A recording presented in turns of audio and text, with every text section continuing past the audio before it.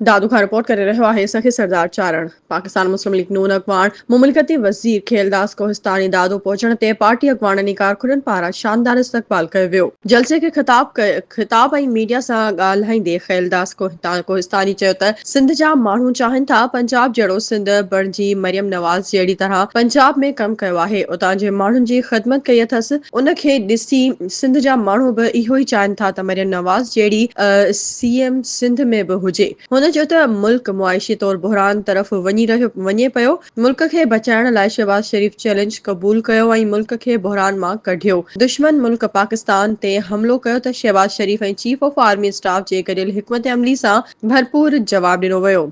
असां चाहियूं था त मुल्क जी मईशत वधी ऐं सिफारती तालुकात बहितर थियनि। पंजाब में ॿोॾि जी तबाहिन बाद मरियम नवाज़ जहिड़ी रीत उतां जे माण्हुनि जी ख़िदमत कई आहे। सिंध जी अवाम बि चाहे थी त वज़ीर आला मरियम नवाज़ जहिड़ी कारकर्दगी सिंध में बि ॾेखारी वञे, जॾहिं त उन मौके ते राजा खलीक ज़मान अंसारी, नून लीग लेडीज़ विंग अॻवान ज़ाहिदा भंड, सोरठ थेबो, मुक़द्दस भंड, आसिफ राजपर, अली रज़ा सोलंकी ऐं ॿिया मौजूद हुआ।